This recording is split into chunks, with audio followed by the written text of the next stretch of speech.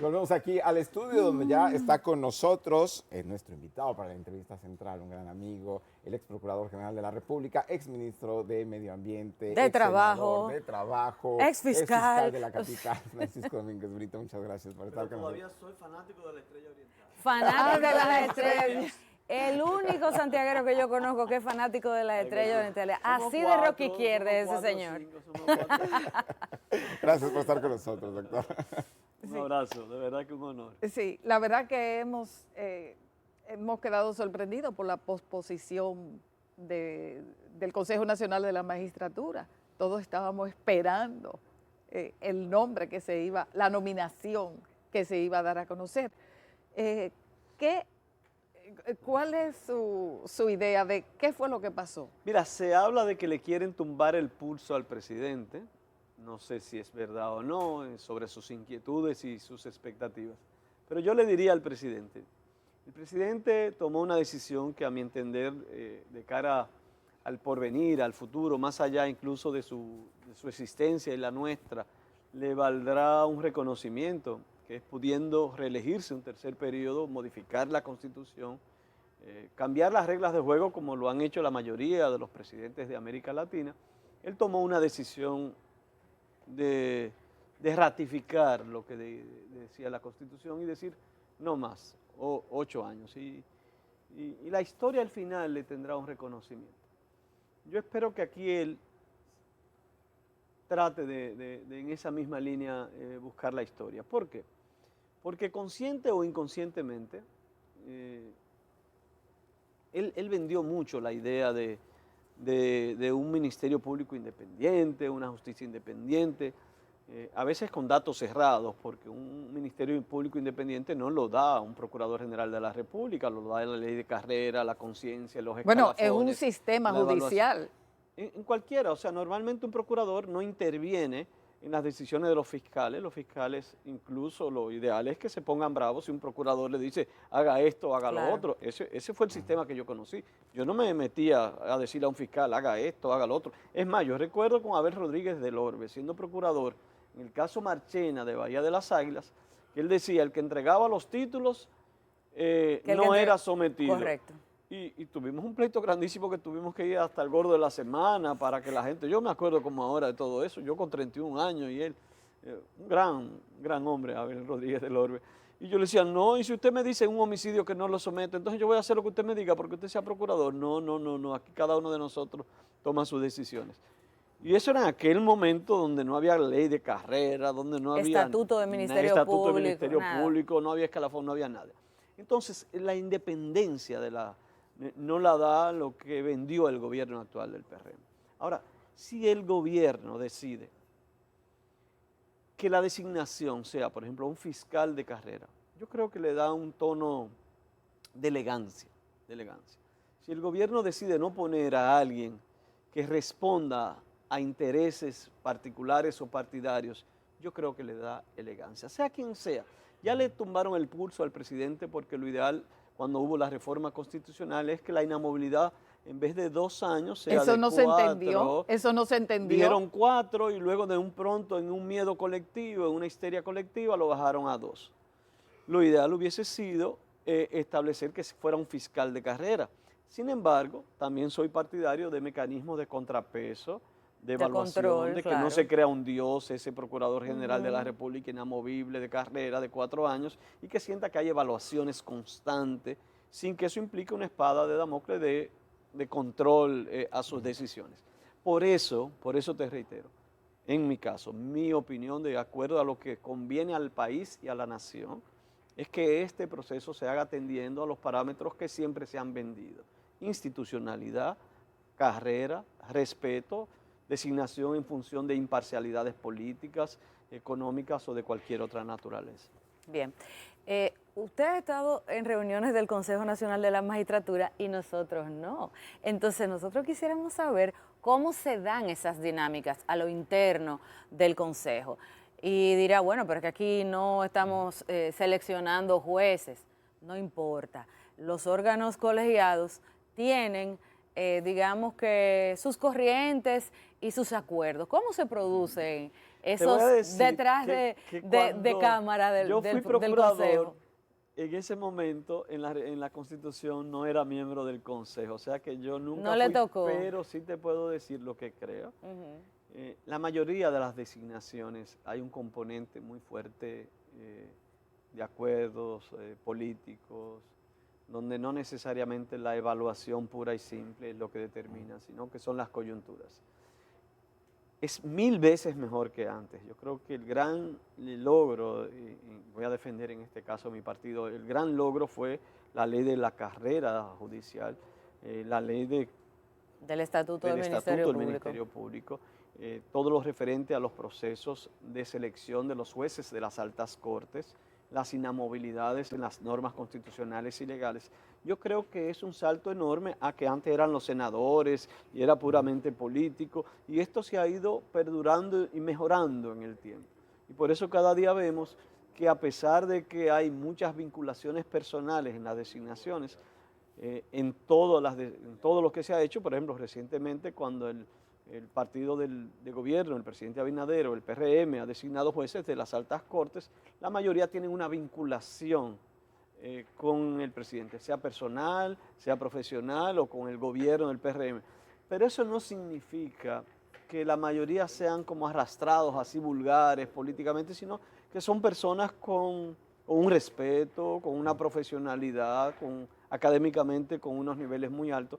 Y yo creo que eso nos ayuda a que podamos avanzar. Pero siempre reiterar, aquí quien sentó las bases de una reforma judicial fue el Partido de la Liberación Dominicana. Sí, el presidente Fernández y sí, el presidente Medina.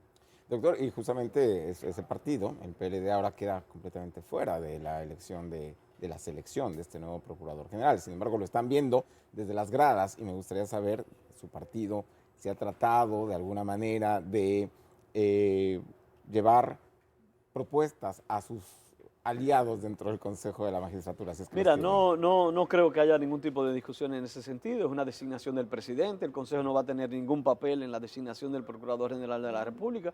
Realmente fue un sofisma el tema de designación, en el sentido de que sigue siendo el presidente, ahí no hay cambio alguno, más que el parapeto de decir que fue el Consejo que lo aprobó. Sin embargo, son formalismos, son ritos, y como rito yo pudiera darle el beneficio de la duda, pero en el fondo no hay nada. Si la reforma constitucional me hubiese dicho inamovible 4 años y que tenga que ser fiscal de carrera, de acuerdo o no de acuerdo, lo que estemos aquí, sin embargo, eso sí fue algo de fondo, pero lo que se hizo y lo que se va a hacer es simplemente cosmético. Podría... en términos de la forma. De la forma. En términos de la forma, porque por eso digo, ojalá que el presidente trabaje con el fondo y se vaya con un fiscal de carrera, alguien que tenga un tiempo, que tenga una profesionalidad y que sea un estímulo para todos los fiscales, realmente ver que alguien de carrera pudo llegar al más alto puesto. Esta es la posición que tengo también con la Suprema Corte de Justicia. Ojo, yo soy partidario de que en la reforma constitucional, y lo propuse varias veces, el juez de la Suprema Corte de Justicia que la presida debió ser un juez de carrera. Sin embargo, eso no se aprobó. O que el representante ante el Consejo Nacional de la Magistratura tenga que ser un juez de carrera y no un juez no de carrera. Todo eso son pequeños pasos que nos hacen tener una justicia más fuerte, más institucional y un país mejor.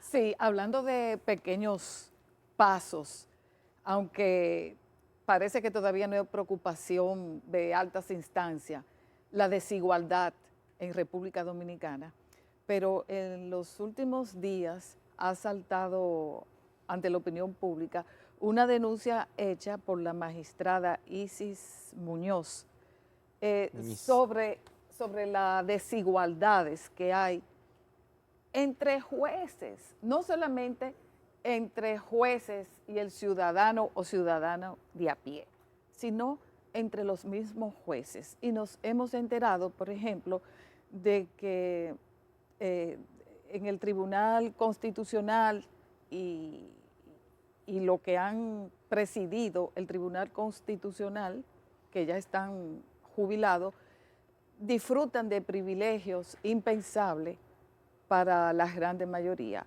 como es un seguro internacional para sus hijos mayores de edad. Y aunque están fuera ya, que están inactivos, que están en su casa pensionados, el Estado tiene que pagar seguro internacional, que todos saben que cuesta el ojo de una cara. Desigualdades hay muchas aquí en la República Dominicana, pero te voy a decir algo. Si nos vamos a eso, por ejemplo, senadores y diputados somos privilegiados. Deberían estar con la seguridad social que tenemos pero todos. Vamos al sistema de justicia, los fiscales no tienen pensión.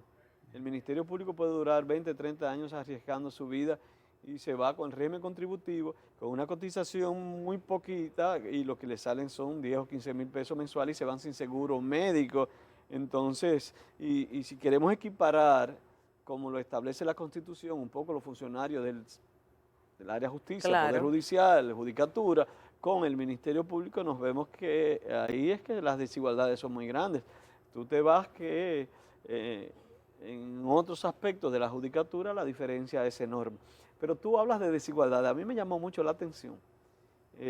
Estaba trabajando un poco con algunos datos del censo y yo veía que aquí hay más de 400.000 personas que no tienen inodoros en la República Dominicana. Y nosotros vamos en una discusión de otro lado. Aquí solo veía el censo, decía que el 66% más o menos tiene agua en tuberías en sus casas. Y piso de tierra, y piso de tierra, todavía. Porque yo trabajé el tema de las letrinas, el piso de tierra, el acceso al internet y el tema del agua. Que fueron 4 datos que a mí como que me llamaron la atención y me puse a curiosear, hasta grabé una cosita a ver si sale bonito en términos educativos. Y uno se queda asombrado de ver que aquí hay 2 millones y pico de personas que no tienen esa agua así, y lo del piso de tierra, o sea, más de 400.000 personas en piso de tierra, en pisos no aptos, la cantidad enorme, vuelvo y te reitero, sin inodoros, y el cálculo de acceso al internet, casi 2 millones de jóvenes, 2.500.000 hicimos el cálculo, adolescentes y jóvenes, no tienen acceso a internet. Ahora que tú tienes la inteligencia artificial, los buscadores, ahora que la educación tiene que transformarse totalmente, que esa debería ser la discusión ahora mismo. Yo, el presidente, en vez de estar creando comisiones sobre comisiones y para ética y muchas cosas, hoy sale un artículo sobre la cantidad de dinero que se está gastando en bono luz, bono gas, bono qué sé yo qué. 5.5 millones de dominicanos reciben alguna asistencia vía los bonos. Entonces, tal vez lo ideal, lo lindo es cómo a esos dominicanos mejor los preparamos, los formamos, transformamos totalmente el sistema educativo con las nuevas realidades que está viviendo el mundo y lo preparamos para que en 10, 15 años no haya necesidad de que su dignidad esté estropeada recibiendo 4.000 pesitos, 5.000 pesitos para vivir en un piso de tierra, para seguir viviendo sin agua potable, Exacto. para seguir yendo a letrinas. Yo creo que es un poco el cambio de mentalidad. Ojalá nos atrevamos a esa discusión. Usted fue ministro de... Yo sí estoy feliz contigo. Yo tenía mucho que no hablar. Gracias. Usted fue ministro de Trabajo y ahora hay una discusión del Comité Nacional de Salarios. Veíamos que el mismo presidente en la semanal, de una manera poco ortodoxa, lanza una propuesta de porcentaje y bueno, institucionalmente, ¿cómo usted ve cómo se están llevando las cosas en este momento en relación a la discusión y al manejo en el Ministerio y el Comité Nacional de Salarios? Mire, el Comité Nacional de Salarios, y yo cuando fui ministro de Trabajo me llamaba mucho la atención porque lo que tú veías en la prensa, la realidad es muy diferente. Normalmente tú abordas salarios mínimos para determinados sectores, a veces la realidad es muy superior a los salarios que existen. La dinámica laboral de la República Dominicana en este momento igual la estamos enfocando por otro lado. ¿Cuál es el gran problema cuando tú hablas con los empresarios aquí? El tema de los recursos humanos. ¿Qué tú me decías antes de venir aquí al aire que hay en Santiago buscando gente de aquí para allá? Y Santiago es una de las ciudades más educadas y más formadas y con más universidades. Pero aquí, ¿cuántas empresas han querido instalarse a nivel internacional, pero no hay los recursos humanos? Siempre están las historias aquellas de una empresa que quería 2.000 ingenieros químicos en el gobierno nuestro y venía todo preparado y cuando fueron a buscarlo no aparecieron nada. Y recuerdo un presidente que le dijo a la directora, esa estrella para mí, Luisa Fernández, pero vayan a ver si hay dominicanos en Nueva York, y aparecieron como 20 que habían estudiado y estaban allá. El tema de nosotros son los recursos humanos. Aquí nunca habrá salarios dignos ni buenos si nosotros no preparamos a las personas. Esta discusión, interesante, ojalá que haya aumentos de salario, la gente lo necesita, el dinero no da, pero en el fondo, cuando tú analizas las decisiones del Comité de Salario, no transforman absolutamente nada.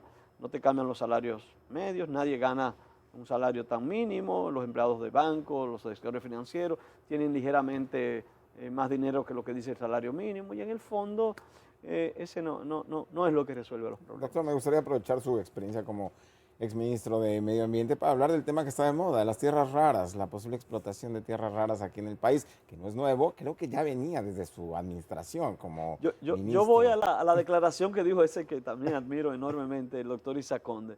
Sí. No, todo esto es cosmético, todo esto es superfluo, todo esto es discusiones. Yo no digo que haya o que no haya tierras raras, es simplemente que damos unos datos que son como fantasmagóricos, que no dan desde el punto de vista material. Vayamos a la explicación que él dijo, sigamos estudiando, sigamos explorando, sigamos viendo, ni descartemos, ni tampoco nos pongamos eufóricos de que vamos a descubrir esto. Yo soy partidario de un proceso científico, tal y como señaló el antiguo ministro de Energía. Y lo que tenemos de ley de medio ambiente y de recursos naturales es suficiente para poder regular la eventual explotación, si a alguien se le mete en la cabeza que sí, que hay tierras raras y que hay que empezar a escarbar estas regulaciones que tenemos si tú me preguntas, voy más a lo básico. En vez de nosotros estar en esa discusión y desviarnos, ¿por qué no terminan el proceso de Valle Nuevo? Todo el lado de Ocoa ha sido invadido, es la madre de las aguas. Aquí 5 de cada 10 dominicanos se nutren el agua potable y la agricultura de Valle Nuevo, de esas neblinas que al choque con los árboles generan rocíos y ese rocío manantiales y esos manantiales generan los ríos que nosotros hoy tenemos. ¿Por qué no retomamos el tema de los haitises? Los haitises siguen un constante daño.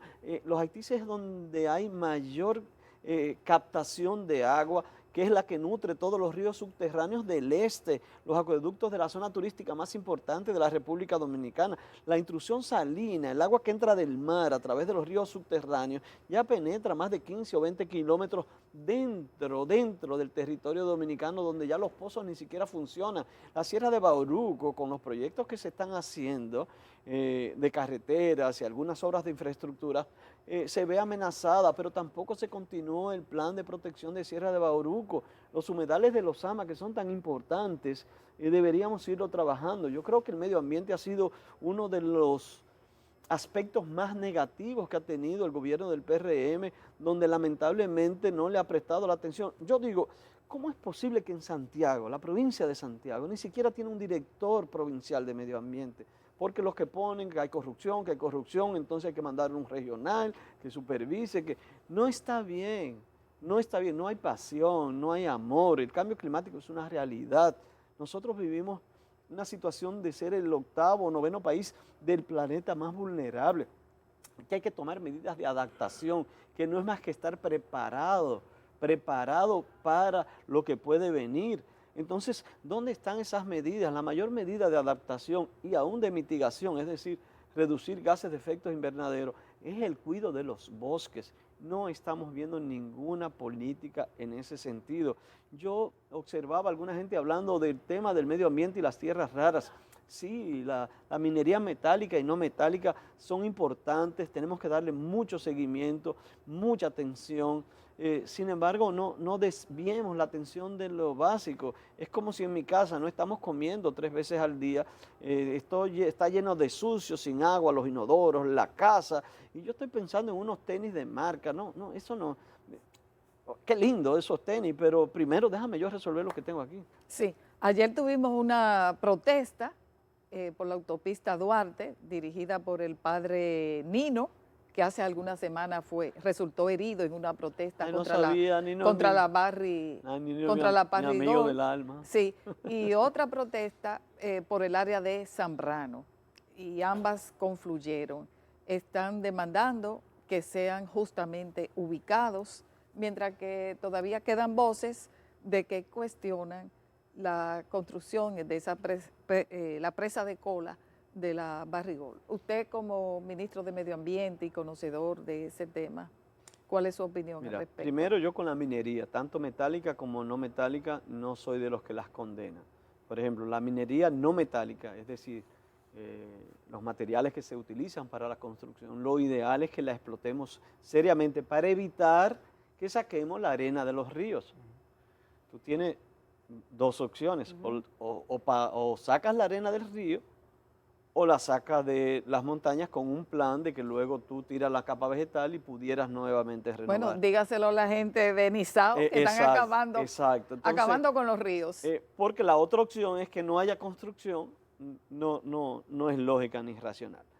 En cuanto a la minería metálica, igual, o sea, esto tiene que ser un científico.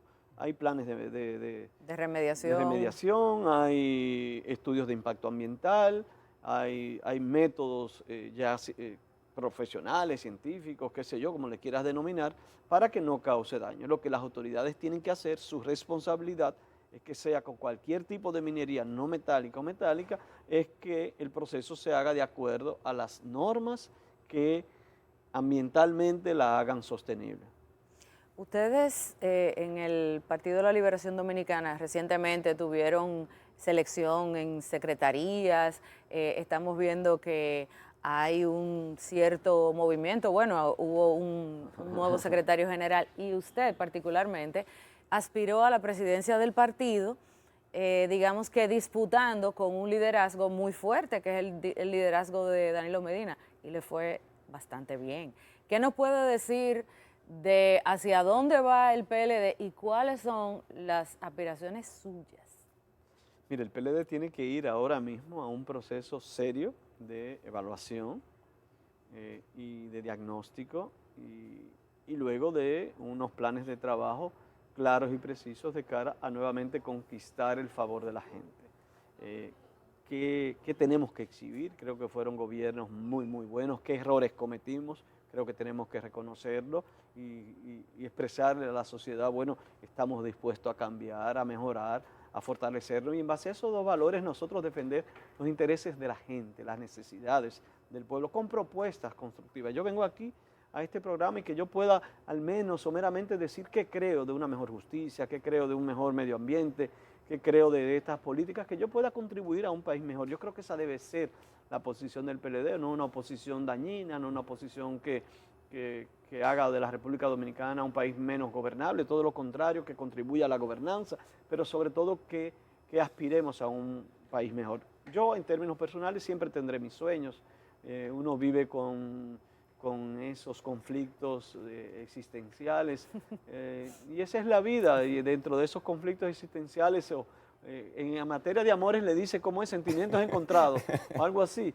Uno vive con todo eso, yo por lo pronto seguiré con mi pasión, ya veremos lo que depare el destino. Doctor, usted nos dice que todavía el PLD necesita una autorreflexión, analizar qué fue lo que pasó, por qué sus derrotas. Sin embargo, ya lo hicieron técnicamente en su congreso, dedicaron meses a analizar y justamente este fin de semana a mí personalmente me sorprendió la reflexión que hicieron las autoridades de su partido cuando dijeron que fueron víctimas de una campaña y víctimas de un golpe blando. Esa fue la conclusión después de tantos meses. No, esa no fue la verdad es que yo sí esperaba después de esos meses de discusión que hubiese un mea culpa. Pero te voy a decir algo, mira.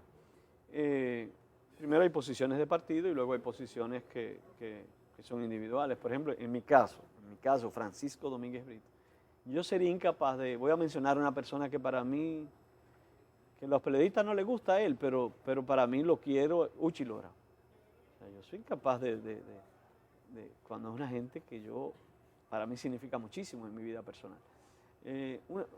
Hay cosas que son diferentes. El PLD y todos los partidos aquí tienen que sentarse a revisarse. Aquí no es posible que el dinero sea lo que determine quién tiene éxito o no en un partido político. Aquí no es posible que la influencia de dinero mal habido, sea de corrupción o de narcotráfico, sea lo que determine el liderazgo en cada una de las comunidades. Aquí no es posible que mucha gente de la sociedad no tenga el valor de discernir o la capacidad de qué conviene y que se limite a alguien que le dé 500 o 1000 pesos para tomar una decisión tan importante como puede ser el voto, que que es lo que define el futuro del país. Yo siento que la democracia dominicana tiene un fallo estructural en este momento, todos los partidos, y deberíamos sentarnos porque experiencias como la de Venezuela existen, experiencias como la de otros países en América Latina existen. Y si los partidos políticos entramos a una dinámica tan superficial, donde todo es banal, donde todo se puede, al final todos vamos a pagar las consecuencias. Sin embargo, al PLD se le atribuye estar detrás de la campaña contra periodistas como Uchi Lora, Altagracia Salazar, no es verdad porque Altagracia Salazar, bueno, Iván Lorenzo, que es del PLD, de su partido, ha dicho que vendrán más. Amenazó con decir que a través de las redes sociales, de las cloacas que se han destapado en torno a este tema. Pero yo soy Francisco Domínguez Brito y dije que Uchi Lora es una gente que yo quiero en el alma, o sea, que no es el PLD. El PLD Sí. no tiene una posición. Y a los otros que se vayan contra para la los cloaca. periodistas. Y a los otros denostados que se vayan para la cloaca.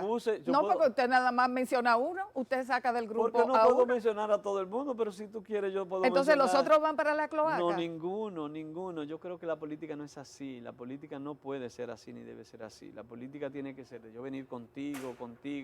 Vamos a trabajar temas de nación, vamos a trabajar temas que le preocupen a la gente. Yo personalmente no entro en todo ese tipo de dinámica.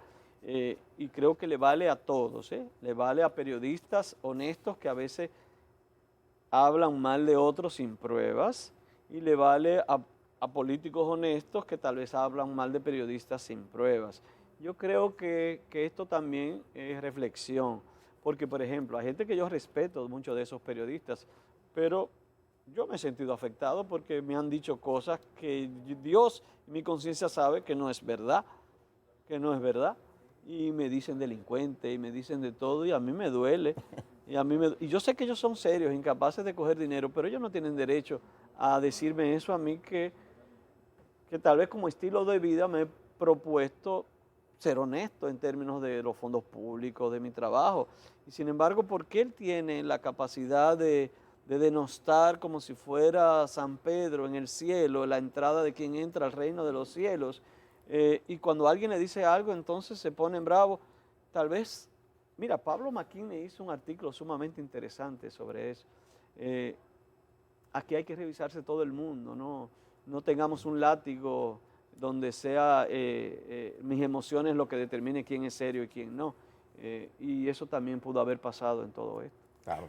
Muchísimas gracias. Una última pregunta, Sí. antes de que nos vayamos, porque nos están diciendo que se acabó el tiempo. Me gustaría conocer Está muy quién es rápido, vamos. Preso claro, nos van a llevar a nosotros su los directores. candidato, su candidato para dirigir el Ministerio Público. Dado que No, nosotros le tenemos que tanta sea confianza en él. institucional, que sea alguien serio, trabajador, que sea de carrera. Ahí hay un espectro o una gran cantidad de ellos. Lo que yo quiero es lo mejor para la justicia, para el Ministerio Público, para el país y contribuir en eso. Muchas gracias al doctor Francisco Domínguez Brito por haber estado con nosotros y ahora nos vamos a el segundo boletín informativo de esta mañana cuando nos acompaña Ana Paola González.